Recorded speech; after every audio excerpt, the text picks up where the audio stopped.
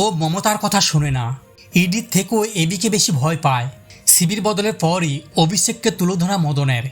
কয়েকদিন আগের মদন মিত্র আজ ভোল বদল করেছেন। বুধবার দুপুরে আচমকাই মমতা বন্দ্যোপাধ্যায়ের শিবির ছেড়ে ঋতব্রত বন্দ্যোপাধ্যায়ের নেতৃত্বাধীন তৃণমূলে যোগ দিয়েছেন রাজ্যের প্রাক্তন মন্ত্রী তথা কামারহাটির বিধায়ক।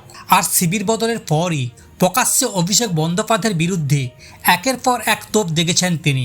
বিধানসভা চত্বরে সংবাদ মাধ্যমের মুখোমুখি হয়ে মদন মিত্রের অভিযোগ, অভিষেক বন্দ্যোপাধ্যায় দলের সর্বোচ্চ নেত্রী ছিলেন না, মমতা বন্দ্যোপাধ্যায়ের কথাও শোনেন না। ওনার দাবি, অভিষেক এমন একটি রাজনৈতিক পরিবেশ তৈরি করেছিলেন যেখানে তার কথাই শেষ কথা বলে ধরে নেওয়া হতো।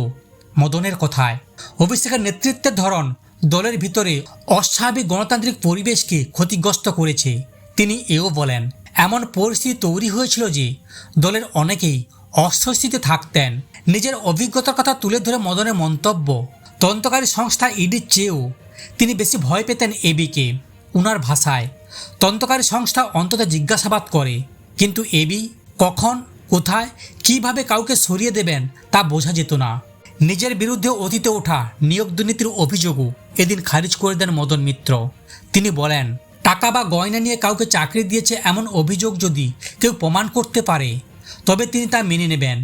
একই সঙ্গে বিরোধীদের উদ্দেশ্যে প্রকাশ্যে গণভোটে চ্যালেঞ্জ ছুড়ে দিয়ে তিনি দাবি করেন, মানুষের সমর্থনই তার সবচেয়ে বড় শক্তি। এরপরই অভিষেক বন্দ্যোপাধ্যায়ের রাজনৈতিক নেতৃত্ব নিয়ে সরাসরি প্রশ্ন তোলেন। ওনার মন্তব্য, অভিষেককে সামনে রেখে ভারতীয় জনতা পার্টিকে রাজনৈতিকভাবে পরাজিত করা সম্ভব নয়।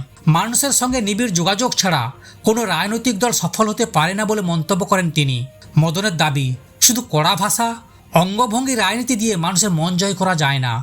মানুষের কাছে পৌঁছতে হয়, তাদের কথা শুনতে হয় এবং সংগঠন ভিত মজবুত করতে হয়। সেই জায়গাতেই ঘাটতি ছিল বলে ওনার অভিযোগ। দলীয় কৌশল নিয়েও অসন্তোষ প্রকাশ করেন তিনি।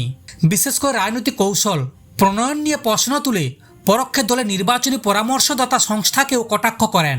ওনার মন্তব্য, ওই সংস্থার ভূমিকা নিয়ে দলের অনেকের মধ্যে বিভ্রান্তি ছিল এবং সেই কৌশল কতটা কার্যকর ছিল তা নিয়েও প্রশ্ন থেকেই গিয়েছে। সবশেষে আরও একটি তাৎপর্যপূর্ণ মন্তব্য করেন মদন মিত্র। তিনি বলেন, এক সময় যে দল 203টি আসনে জয়ী হয়েছিলেন শেষ পর্যন্ত একজন ব্যক্তিকে কেন্দ্র করে সেই শক্তিশালী অবস্থান হারিয়ে ফেলেছে।